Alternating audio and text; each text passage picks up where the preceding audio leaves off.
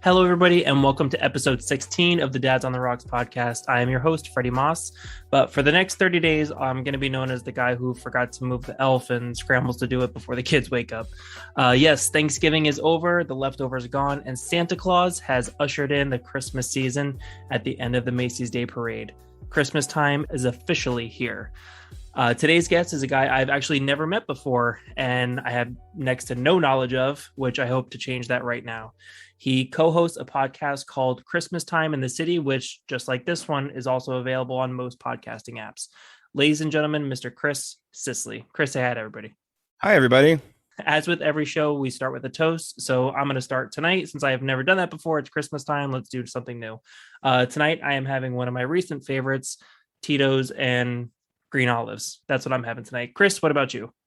Well, I scavenged around in our fridge and found a Rogue Pumpkin Ale. This is a Blue Point Mother Pumpkin Ale in a nice little koozie there from somewhere. I don't know.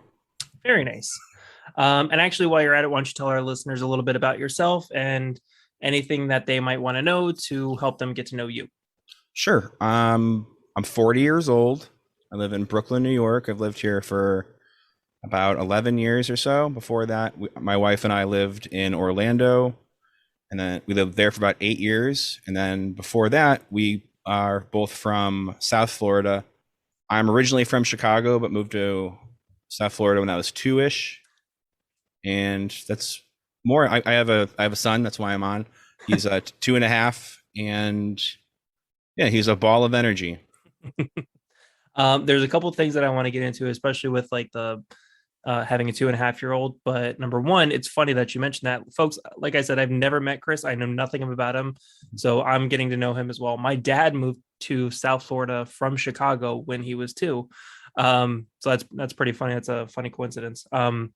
I personally live in South Florida as well. I've been to Orlando several times because my wife eats, sleeps, and breathes Disney. So I've been up there several times, but I do live in South Florida. I've never lived up there. So that's funny. I didn't know that you lived in South Florida. I know that we have a mutual friend, Justin Banks, and that's kind of how this whole thing came to be. But I didn't know that you lived in South Florida before. Yeah, I've known Justin since I think middle school, maybe even elementary school a little bit, but mostly middle school on. Okay, he was my best man in my wedding. Oh, was he really? Oh, okay, cool.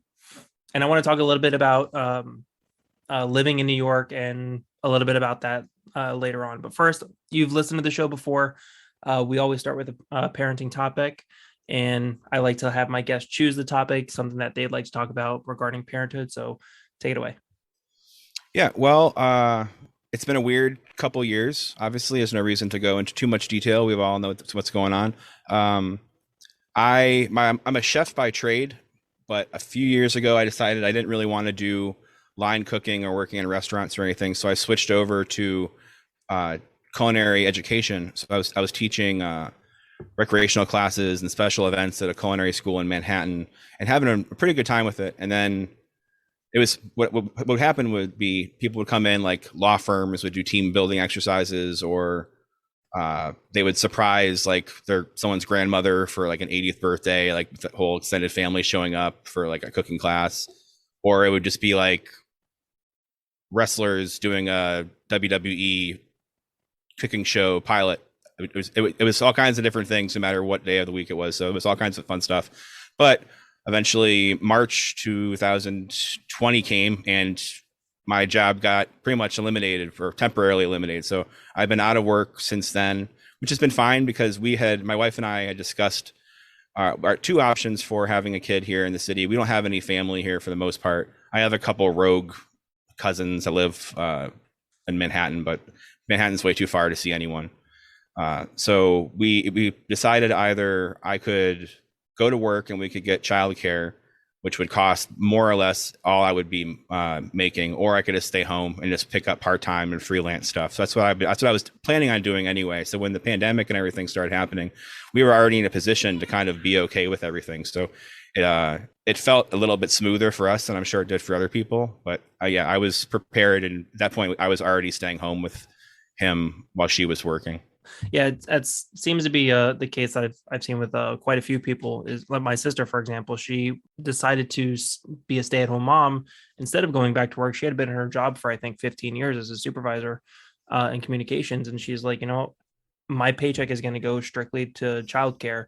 Might as well raise my own kid. So it makes sense to do it that way and have and be in the house instead of having somebody else raise a child for you. So my wife and I are lucky enough to be able to alter our schedules to where we're both home every day except one day of the week, and we have grandma to take the kids the one day a week, which she's she's a little bit older, but she's able to take care of the two kids. So luckily it's not too much of a strain on her, and we're really lucky to have that kind of support system as well.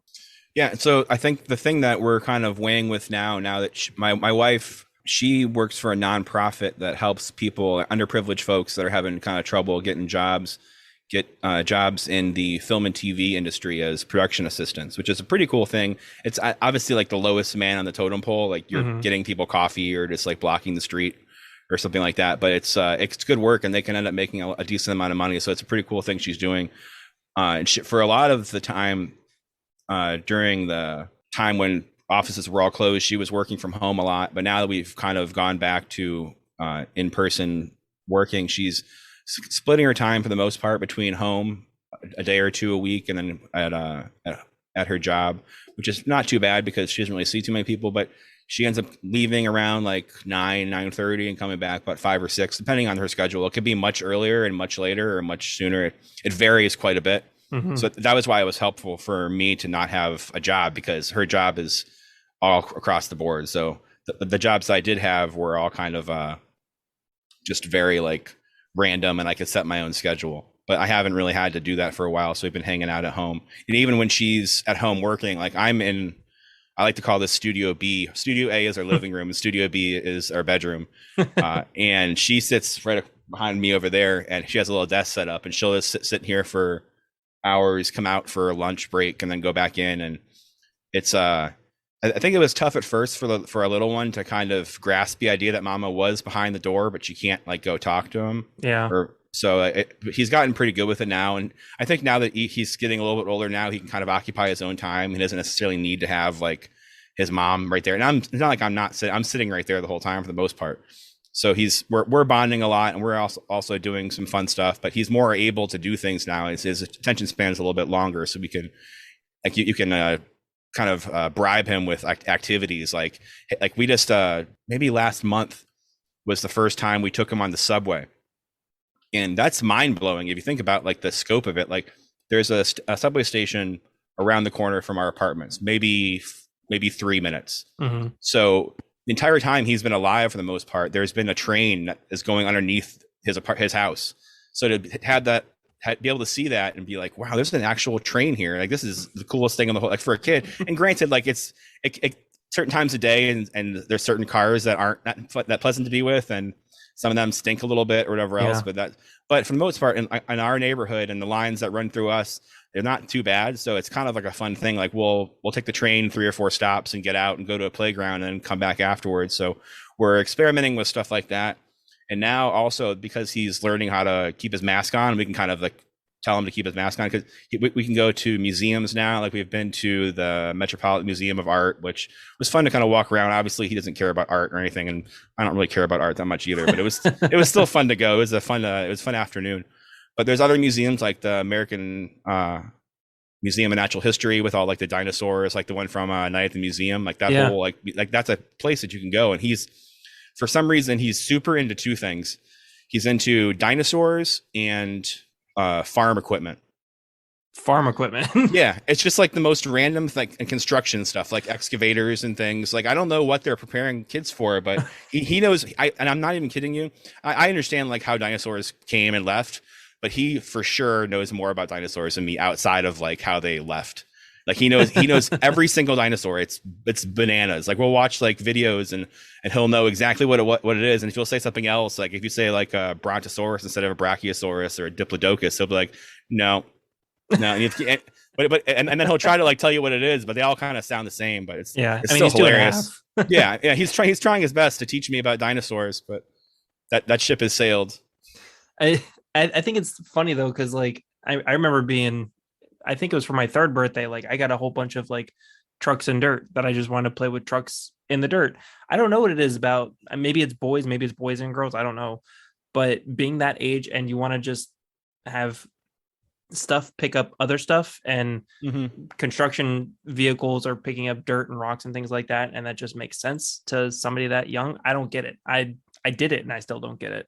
It's just a weird thing, I guess. The maybe like the idea, like how we were like super into like Voltron or like Power Rangers and Sure. these big giant monster machines that kind of combine. Maybe seeing like a tractor is the same equivalent to that. Like it's just like some larger than life machine that we don't quite understand, but we're like fascinated by it. Like, oh my, this thing moves dirt and can dig holes.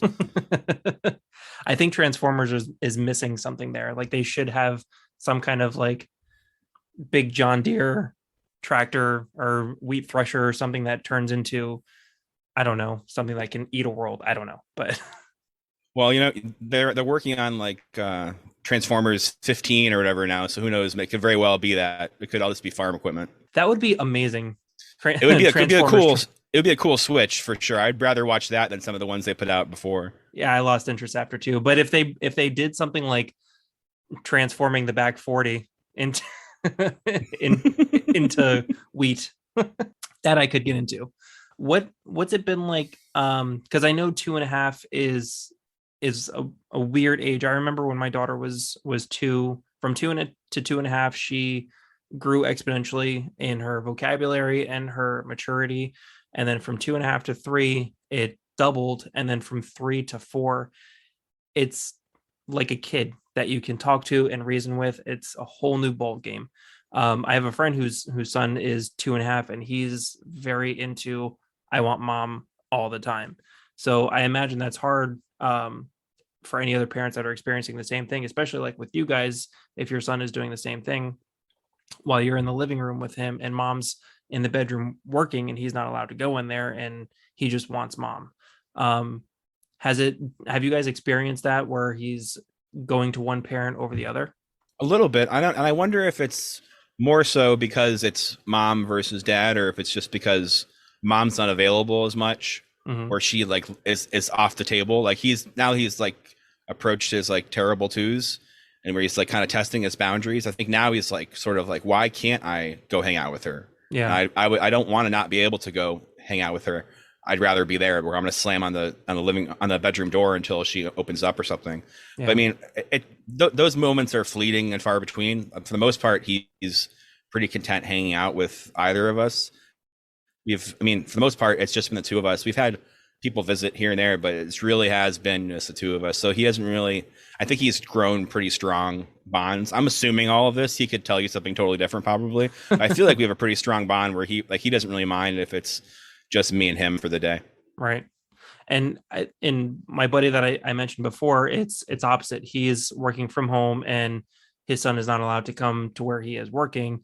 But when mom's home, she's taking care of him. So maybe that has something to do with it. So, but I mean, your wife has been working from home for quite a while. So I think if it hasn't manifested like that to where he's strictly like, no, I just want dad, maybe that's not going to happen. I don't know that happens with all kids. I don't know. I haven't met all the kids, so I don't know. Yeah, I haven't met all the kids either. I wonder if it's because this is how it's always been for him.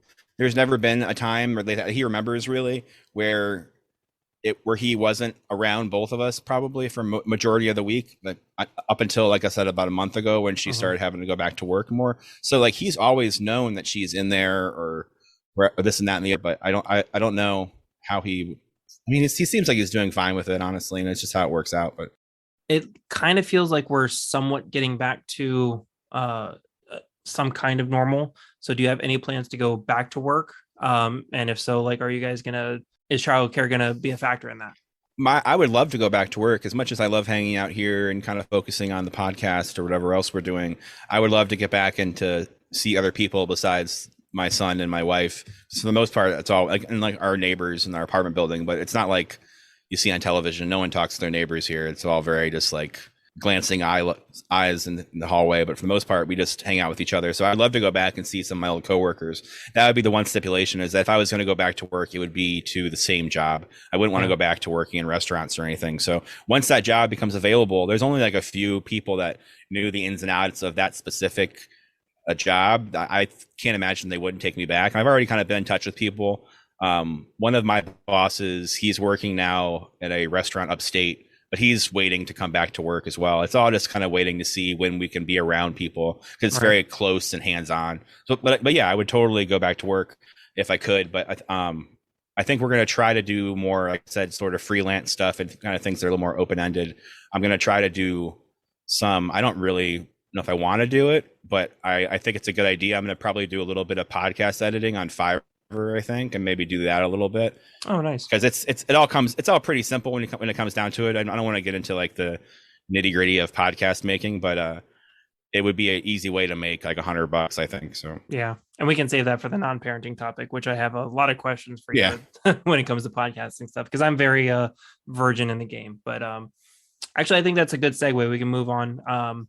Something not related to parenting, something that we do when we're not being a dad or mom, something that you do when not being a parent. And we've already said it before, and everybody already knows. So you guys, you and your wife, Chris, host a podcast called Christmas Time in the City. Can you tell us a little bit about that?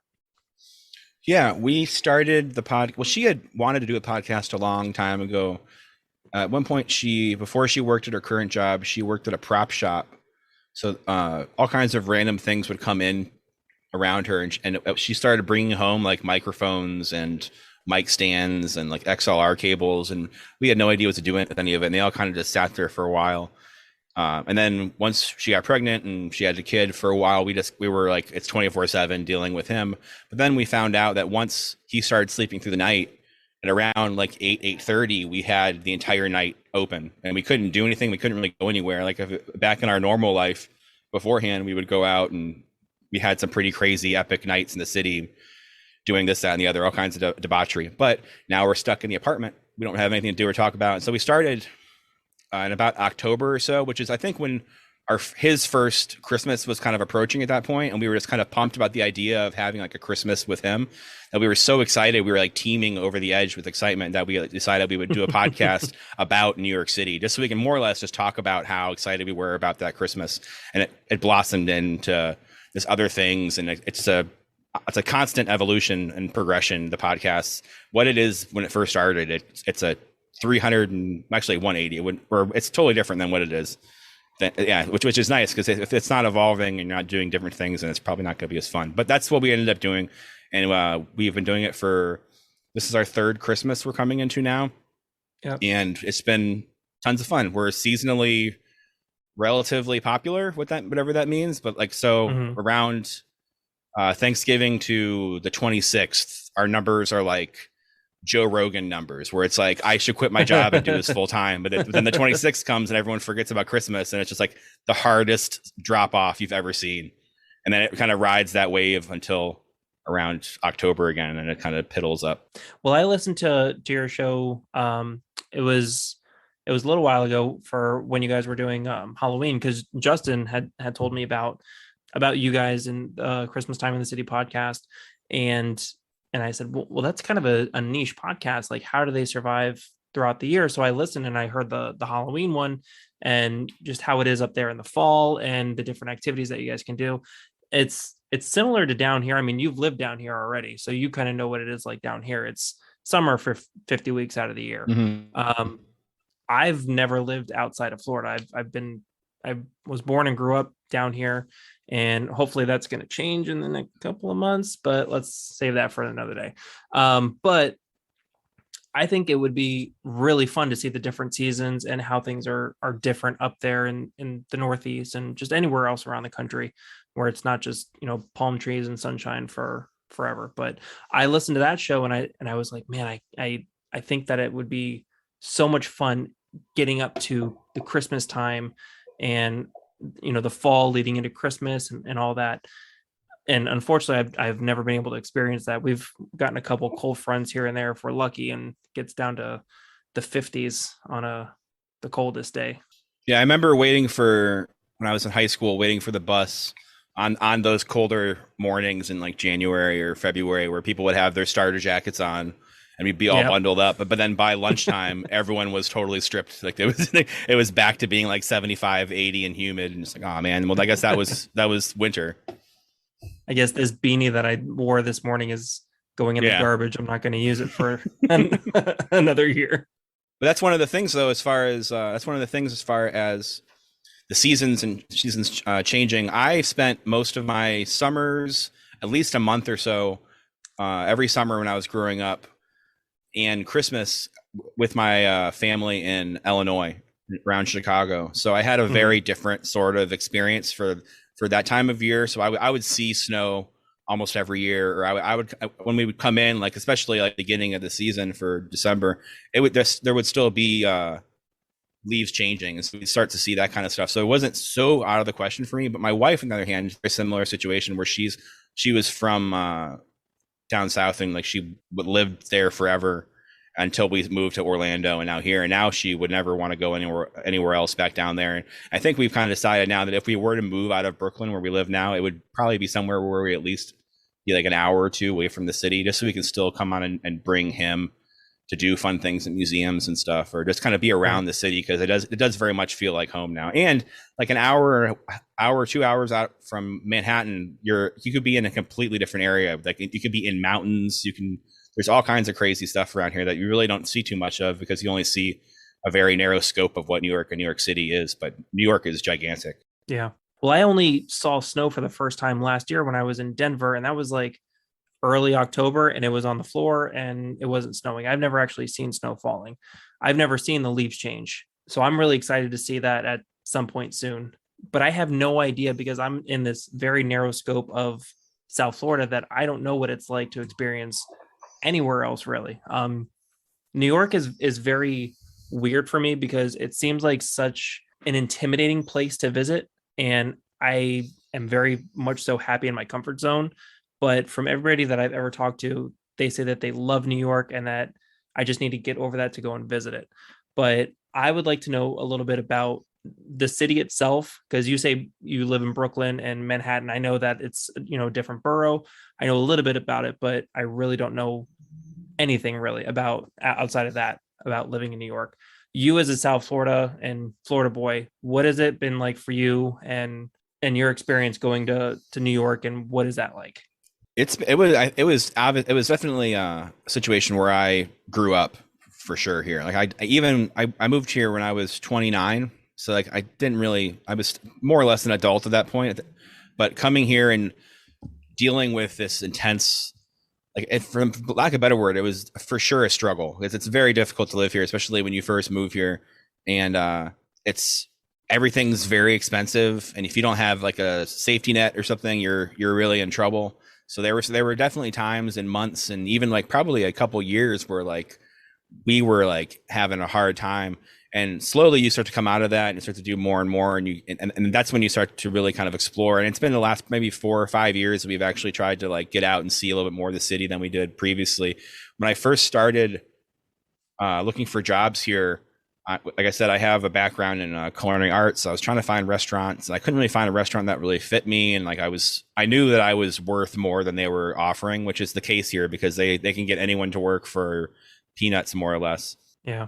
And so I switched over, or I pivoted slightly into food trucks.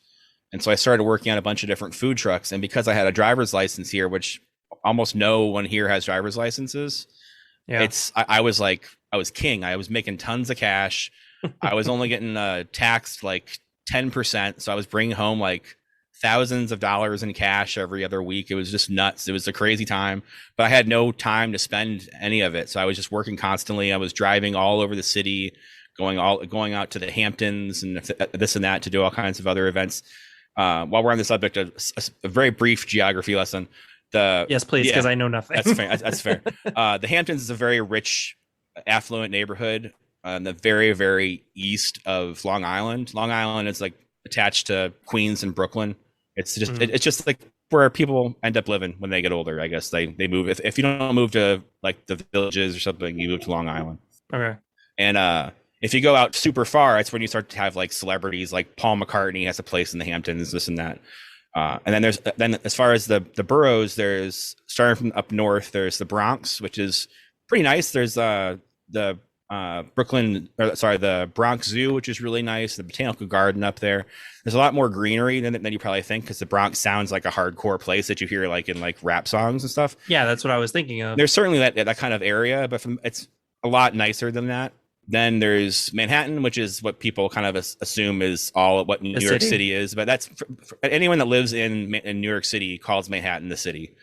right? Um, and then there's Queens and Brooklyn, where we live. Brooklyn is the most populated borough in New York City in the five boroughs by far. It's much bigger.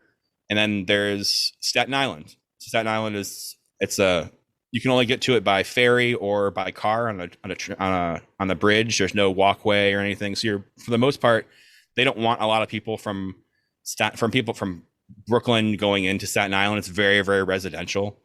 Hmm. It reminds me of I think Copland was like in New Jersey. Do you remember Copland with Sylvester Stallone? Was that Sylvester Stallone? I think it was.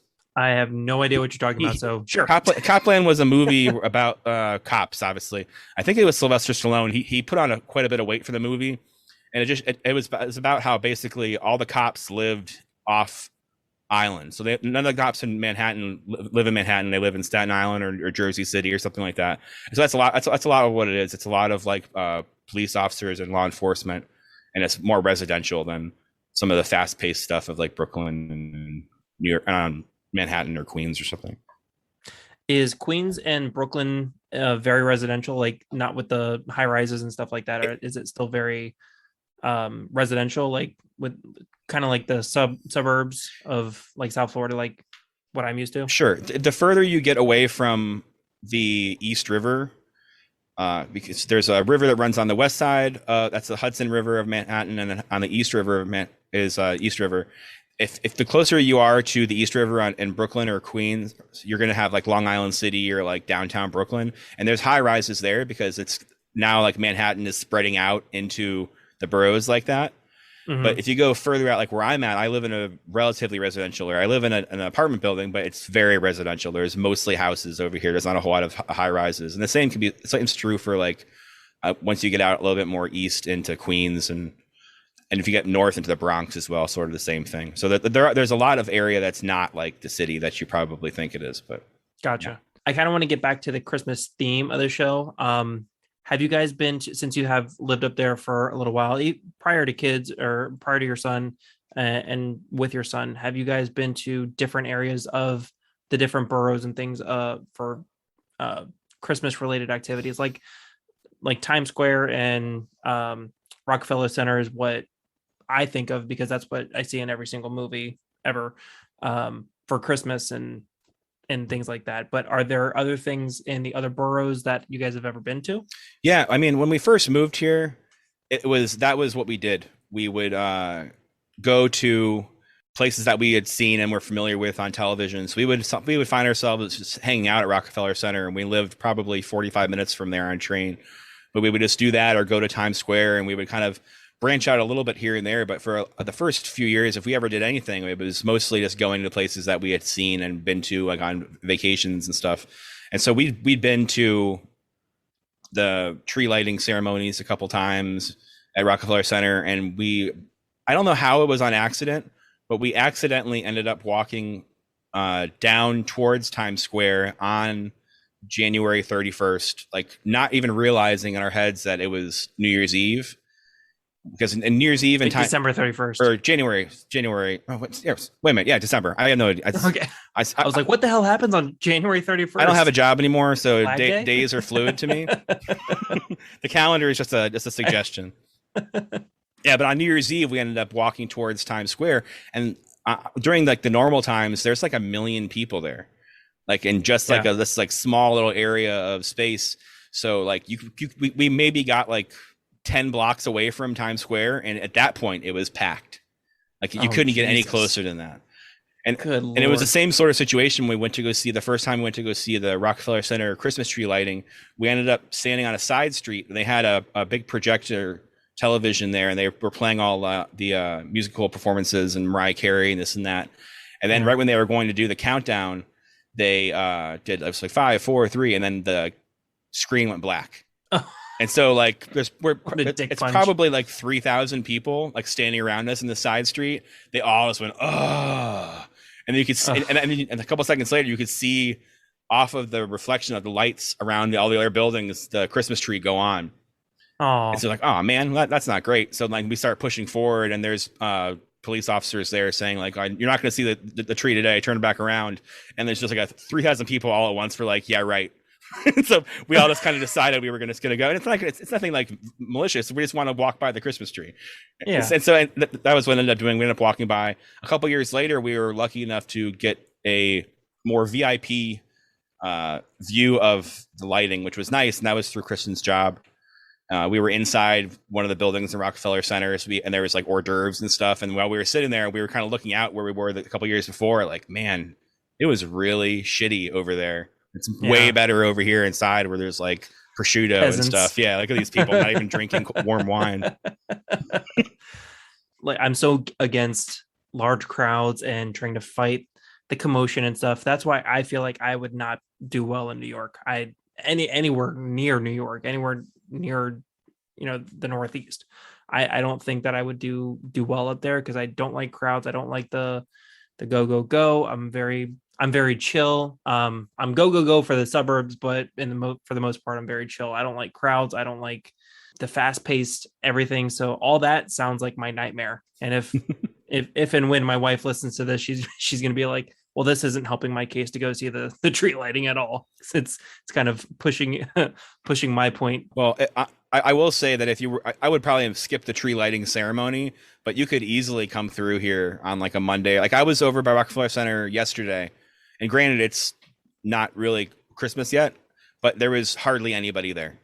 Like there are points when there's no one there, but the problem is people like to come at these times when there's like a lot going on, like the tree lightings or like New Year's Eve, and those things. It's crazy. Like if you like, there was one time we ended up going to Coney Island on the 4th of July just to check out the hot dog eating contest, and that ended up being a huge thing. And that's got to be super packed. That was insane. That was so busy. But the funny thing was, as soon as it was over, it almost immediately disappeared. Like it was so empty that we went inside Nathan's and ordered hot dogs with no wait. Wow. Like everyone left like immediately after it was over. Yeah. I feel like it's almost like superficial that like people are there for the very well-known things like the tree lighting and the ball dropping and the hot dog eating contest. That people are there for what people are known for. And then once it's over, it's like, all right, I got my pictures. Now I'm going to go home and post about it or whatever the case is, like, which is fine. Like that people want to say that they were there and I get it. Totally okay.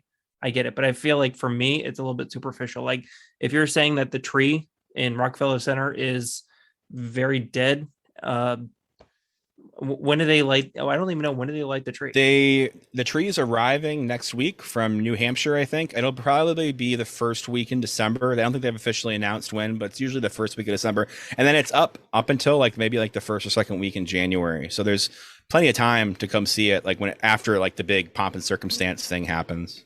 Yeah. So like second week of December, it's probably very low key, especially middle of the week. For sure. Like that I'm about. Like I'll go and see it. I'll stand there for a few minutes wherever Kevin McAllister stood, in Home Alone 2.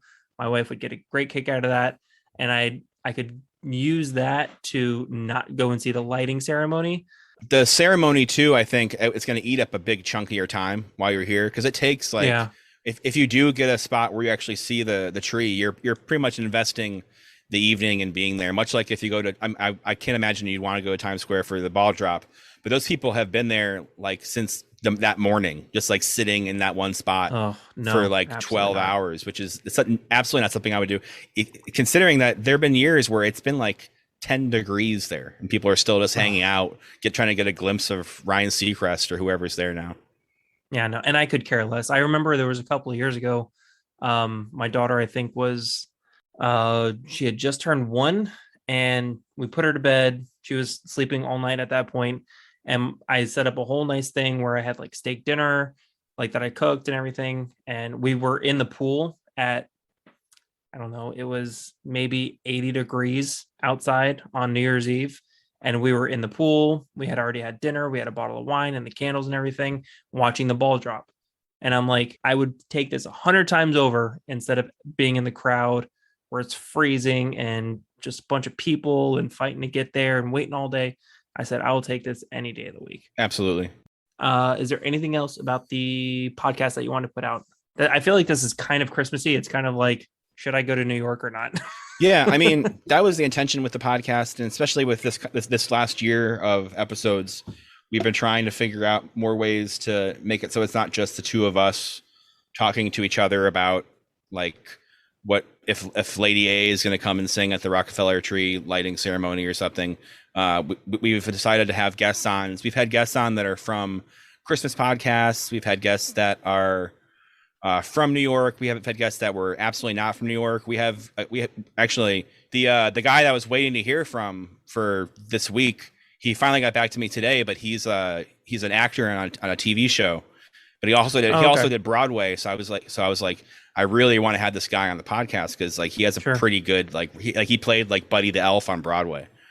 We've been trying to do things with the podcast where we were able to kind of inject information into people somehow. Like if you were considering coming to New York City and you maybe wanted to know how many acres Central Park is, or maybe just like if you're worried that it's mostly like smelly garbage town in New York City, and to know that there's like a lot of trees and there's a lot more parks than you probably are aware of.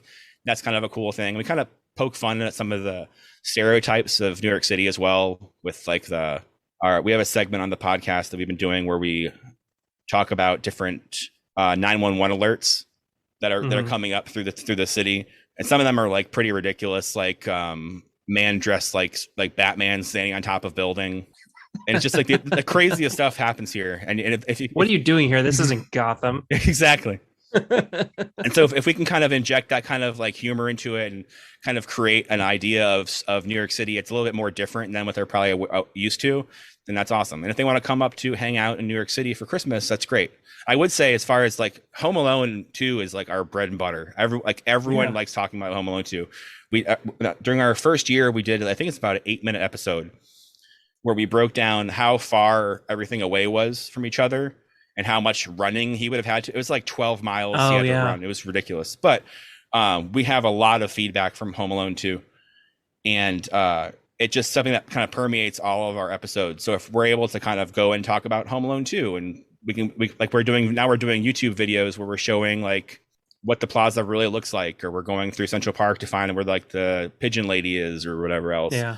So like if we can showcase that kind of stuff, then that's awesome. And I back to the Home Alone 2 thing real quick. It's funny because like I said, my wife and I and yourself are from South Florida, which is where the McAllisters end up in Home Alone 2. And and part they go to it was in Paris the the first one. The second one it was they go to Miami, and it was raining the entire time, and they're more or less miserable, and Kevin ends up in New York City. And so there was a while back, a few years ago, where someone in our family was asking us, like, are you ever going to come down to South Florida for Christmas? We're like, why would we do that? Like any other time of year would be acceptable, but there's certainly no chance. It was like such a bad idea that it was like where the McAllisters got dumped in Home Alone 2. It's like a bit. And not to say that it's not fun if you live there. Like I had a lot of really fun Christmases when I was a little bit older after I stopped going to visit my family there. And it's all about who you're hanging out with anyway. So if you can have fun doing something for Christmas, that's fun. But in a larger scope of it, I would much rather be somewhere like here than like at my mom's house. Yeah, absolutely. Like I've spent every single Christmas down here in South Florida. Like I know nothing else, but from everything that I've seen in film, there's so much more potential to have a white Christmas or some kind of more familial Christmas, and like, with sweaters and just going outside, putting up lights, and it's cold, like being the Clark Griswold trying to put up lights. And I mean, I know it's a little bit cliche, but I literally just did that yesterday, putting up the tree, and my wife is sitting on the couch, and my son is climbing up the ladder where I'm on, trying to put the star on. And my daughter is saying, why haven't you put the star on already? Like, put the star on. I want to see what it looks like. And I'm like, I can't wait for some Jack Daniels. So I feel very much so like Clark Griswold in that. So, and I kind of like relate to that, but I don't have that cold. Like the only cold that I'm getting is from the air conditioning being 75. Like I go outside and I'm sweating getting the mail. So I would love to be in a setting where I'm wearing a wool jacket and a hat, just having that real Christmas feel instead of, sweating on Christmas Day. Yeah, wearing shorts or whatever it is. And I don't think I've ever worn pants on Christmas Day ever. that's a fun thing then, because you're in a position where you have the option to do other things for Christmas. Like we're now, especially now we have a podcast, it's just like impossible for us to think about doing anything else for Christmas. But if we lived like in the middle of nowhere, it wouldn't be that hard to think about maybe like spending a week in New York City and checking out Christmas up here, or going to like Alaska or anywhere else. You can go to like Yeah. Finland or whatever and see all these different versions of Christmas and how they celebrate it. We talked to someone on our podcast that the episode isn't coming out until like later in December, but you'll probably if you're listening to this, you can listen to it in a week or so. He's from New Zealand, and his Christmases are like totally different. Like it's summertime there for Christmas, so it's crazy. And like I was so fascinated with the idea of I felt so silly asking him, but I asked him if they put icicle lights up on their house. So I couldn't fathom, like, would you do that? Like, would you would you celebrate like a winter Christmas somewhere where it's like, question. And he went through all, he's like, we celebrate sort of more traditional, like American or English Christmases in that regard. But like, they'll go have like a picnic at the beach on Christmas Day, which is just like, which like I can almost relate to, but like it's an extreme version of South Florida, I think. But there's so many different versions of Christmas. Like I wouldn't mind doing that. It's like a 19-hour flight though, so I probably wouldn't want to go to New Zealand. But I mean, there's places I'd love to go to check out eventually. Well, that makes me think of two things. One, Olaf's Christmas Adventure, where he goes and talks, and like in his song, he does all the different themes and traditions of what people do, which I'm going to get into on the next episode. Stay tuned. But the other thing is on Bluey, where it takes place in Australia and it's hot, and the Christmas episode is called Christmas Swim, and they're all in the pool. Mm-hmm. It's wild that Florida is very much so like Australia on December 25th. It's crazy. By the way, Bluey, if you haven't watched, Bluey is fantastic. I feel like I'm inadequate compared to the dad. We're trying to get back into Bluey. He was into Bluey for a while. We're on to Mickey Mouse currently. It'll probably go back to Cars, and then every once in a while he'll dip his toe into Blippi, but we always try to pull him out because I can't deal with Blippi. And now there's like two Blippies. Like there's like a younger Blippi, which I don't understand what they're doing, and it's such a bizarre thing. I don't want to, and I don't want to watch some grown man go down and jump down to a ball pit and around some other children. It just seems very strange to me. You know, going back to a parenting scope of things. We were letting our daughter watch YouTube for a long time, but we were very closely monitoring everything that she was watching. It was all like Katie's Classroom, which I love. It's educational. She's very good with kids. I love Katie's Classroom. She was also watching like Super Simple, and all the songs. They're very repetitive, and that's what they like. And I get it. Super Simple, great. And then it got into like Coco Melon. I'm like, okay, kids like it. It's a little annoying, but I can deal with it. And then Super JoJo, I'm like, it's more annoying, but it's kind of like Coco Melon. Okay. And then she got into like Blippi, and I said, no, I'm done. Yeah. No more YouTube. This because she would just sit there and watch and be a zombie, watching kids play with other toys or watching Blippi go into like playgrounds and stuff. And I said, no, absolutely not. You're not learning anything. It's mindless, and I would rather you go play with toys than watch kids play with other toys, which, to be fair, is kind of hypocritical for me because we watch football instead of going out to play football. We watch Twitch instead of going to play video games ourselves. I get it, but at this age in their development, it's a whole nother ballgame. So I put my foot down there, my patriarchal foot down. I said, no more YouTube. So she hasn't watched YouTube since my son was born, which was 11 months ago, when my wife and I were both home for, an extended period of time. We completely did away with YouTube and all together. And it's been fine. She asked about it. I know she watches it at grandma's, but I can only do so much. So what we've been doing with he has a tablet that we let him use when we're driving places, or like for maybe a half hour, an hour before he goes to bed or something, just to kind of occupy him while we kind of straighten up after dinner, things like that. But a lot of times what we'll do, especially in the car, is we won't put it on Wi-Fi, we'll just have like a bunch of stuff already downloaded onto it from YouTube. Yeah. That way we can make sure that it's only going to be like a certain number of videos or types of videos that he watches. But like there are things that he ends up watching that we have like every when we do have it on Wi-Fi, say we're doing something on, or we want to watch like a something on like Disney Plus or something. Eventually, he'll like start kind of scrolling in and doing all kinds of other stuff. But so we'll have to go through and kind of like remove from the history and like block those specific things.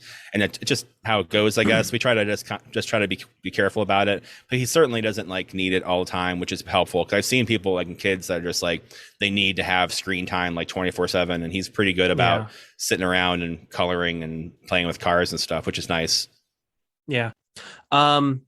I want to go into our next segment, which is tell me a story. I want you, Chris, to tell me a story. Could be parenting, non-parenting, anything that you want. Tell me a story. I'm going to tell you and your listeners a story about the first time that we took our little one to meet Santa Claus. Yeah, this was a fun time. Growing up, the only times I had ever seen Santa Claus were either at like church things or at the mall. Like I mean, in the middle of the mall, they have a little strange setup with a bunch of just like cotton everywhere and all that stuff. But we'd wanted to go to Macy's, to go at the 34th Street Macy's to do like the whole like Santa Land experience for a long time, but it felt really strange to do that as adults without a kid. So as soon as we had, I'm sorry, is that where like Miracle on 34th Street comes? Yeah, it is. It's okay. Macy's on 34th Street. It's the what Gimbals in the Elf was supposed to be. Gimbals was a real place, it was a real department store, but they used the name Gimbals because they couldn't use you couldn't use Macy's. So, but yeah, it's just like that. They film inside of Macy's for like the escalator scenes and stuff. It's like 11 floors. It's this giant. The whole block is Macy's, and inside Macy's they have it's called Santa Land, and Santa Land is surprisingly very similar to what the Santa area was in Elf. It's a windowless sort of area, like almost like a storage area. They've retrofitted to make it into like a children's like play area, and there's fun things to do, and there's elves you can talk to, and then they have a series of Santas for different kids, so they can all hang out with a Santa that kind of aligns with what they're into or who they are, which is great because it gives kids that may not have the opportunity to meet certain Santas an opportunity to meet like Santa that they may relate to a little bit more, which is cool. But so we got to Macy's in the afternoon. I think we did it around November because we were going to we were going to use the picture for our Christmas cards that year. So we wanted to go early as we can. And we went in November and made reservations. And it's a whole big thing. And the reservations were supposed to alleviate a lot of problems, which they normally are supposed to do, but that hardly ever seems to be the case with reservations in general. So we get there and they say, all right, line up in this line here. And you end up lining up and going through these essentially like employee corridors in the back of this department store. And they painted the walls green and whatever else and tried to make it look like it was like fun, but it was definitely like the back area. Yeah. And we were in that line for probably 45 minutes or so. And it was a very slow line for the most part. At least it felt slow because of all the people around us. And it's a lot of those people that you see like out doing like influencer pictures with their kids, like hanging out, like just like the kid doesn't want to be there. You don't need to like hang out by the beach just so you can get a picture of you and your child and just like just like tag like the shampoo that you use in it or something. But it was a lot of like overzealous parents. At least that's what it felt like. Maybe compared to what we were, because we're pretty down to earth. So like all that stuff seems so foreign to us. Like moms were doing their makeup and trying to make themselves look like as good as they possibly could for the opportunity to get a picture next. And that's not what Santa's about. That's not what Christmas is really about. I mean, no, not at all. I get the idea of wanting to look nice for pictures, but I mean, like you don't need to do contouring or something. You don't need to have like a whole face of makeup on. You can it just seems strange, but whatever. It's not my deal. If people feel comfortable with that, I'm not going to harp on it too much. But it was a lot of that waiting in line. So we finally get into the first area that is Santa Land, and it's themed amazingly. There's a big tree in the middle with a face that kind of talks. It reminded me of like the playground at McDonald's back in the day. Yes. where you're like, I don't know if did anyone else climb on top of the tree? I have like vivid I memory. Yeah, didn't. I have vivid memories of climbing on top of the trees there, like just like abusing all of the playground equipment they had here. I'm sure that's why it's gone, because people were just like breaking their legs constantly. This is why we can have nice Yeah, things. and so we were going through that, and there's elves there that are just kind of, for the most part, they're I don't want to say out of work actors because they're working as elves, but it's just Yeah. people like kind of like fake building things, and you walk next to them and they're like, hey, how are you? Like, I'm making this for some kid, and you can watch them like just like hammer like some like peg into something for repeatedly over and over again and flip it and undo it. And so we went through that, and that was a whole other process. And there's always other picture opportunities and stuff, and they're always just selling you stuff. Like, it's like, well, afterwards you can buy a flash drive with all the pictures on it for like $50. Like, I don't want to do that. We shouldn't. I don't. What am I going to do with the flash drive? And so we finally get to meet our Santa, and this is our first year meeting Santa with a kid, or like seeing a kid react to Santa. So as soon as we come around the corner, they have like it set up so there's no doors. It's just a corner you kind of turn, and suddenly you're in like his little workshop, and he's sitting on a chair. And my wife comes in with our son, and the first thing Santa says is point him the other direction. And we're just like, what? Like, thinking like, what is he talking about? So we're thinking like maybe it's like a surprise thing or something. And so she kind of disregarded it and walked up to him, and the baby goes like crazy, because the baby's like, what is this like caricature of a thing like I've seen like on like my ornaments in the Christmas tree, or like cartoon versions of him. Like, suddenly there's this real life size thing that's like almost terrifying. And so he starts kind of tripping out a little bit, and he says, and then Santa says again, like, just have him look over there for a few seconds so he doesn't see me, because if he sees me, he's going to go crazy. And obviously he said it in a like, all the Santas at the Macy's, at least that Macy's, are like 100% Santa. Like, Yeah. when they clock in, like, you can't talk to them as not Santa. Like, I read a book that David Sedaris wrote about his experience as an elf there, and he said it's like they're like almost crazy. Like the Santas there, like they'll talk to the elves like they're actual elves, and be like, little elf, give me my hot chocolate, and like it's your job to go get this guy who's got the white beard hot chocolate for some reason, because he makes a little bit more than you and it's a different costume. But like, they're like Character actor, I like it. Yeah, they're hardcore. He's fully into the role. They're very into it. They're trying to get rehired for the next season, I'm sure. But for whatever the case may be, like, they're super into it, but they know exactly how to deal with it. And so like the thing that if we had listened to him originally, or if maybe someone had come and told us like, hey, when you come in, just have the baby facing away from Santa so you can get a good picture first, and then you can have him look at the Santa and kind of like get that image as well. So our Christmas pictures ended up being him, like our kid, like kind of staring at Santa in disbelief, which is still a fun picture, like, but it was definitely not the picture that I think maybe we were hoping for or thought we were going to get. But it just, whenever you start hoping for stuff like that, it's inevitably not going to work out the way you want it to. So you have to be happy with what you got.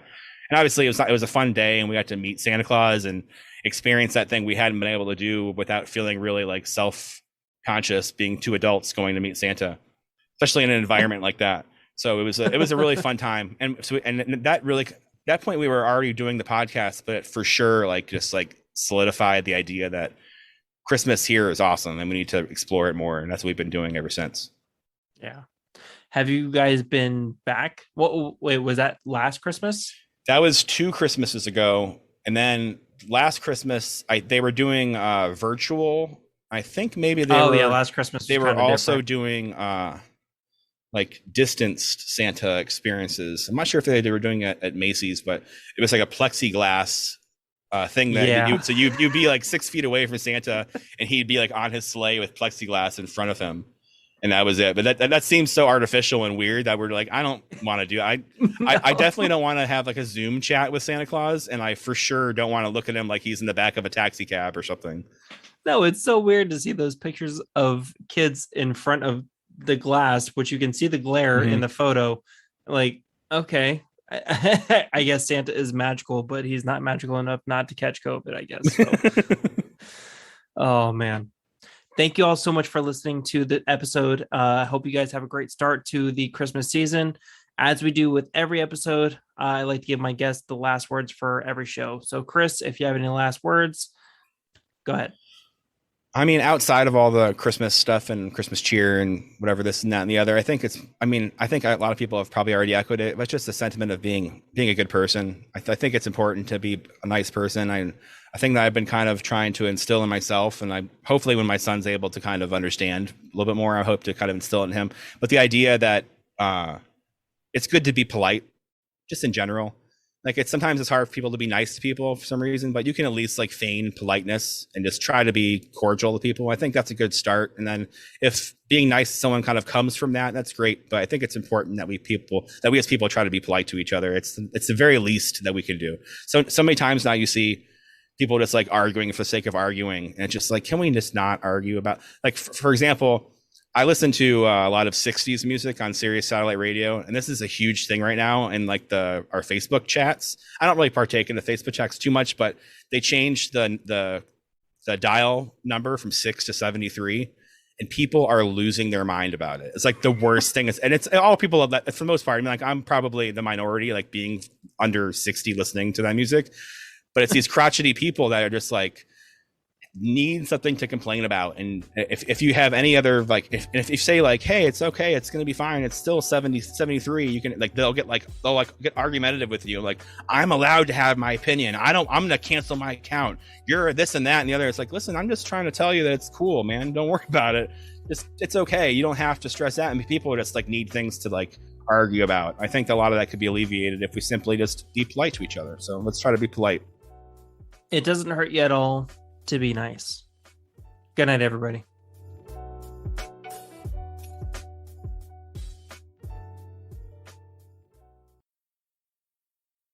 Good night, Daddy. Good night, baby.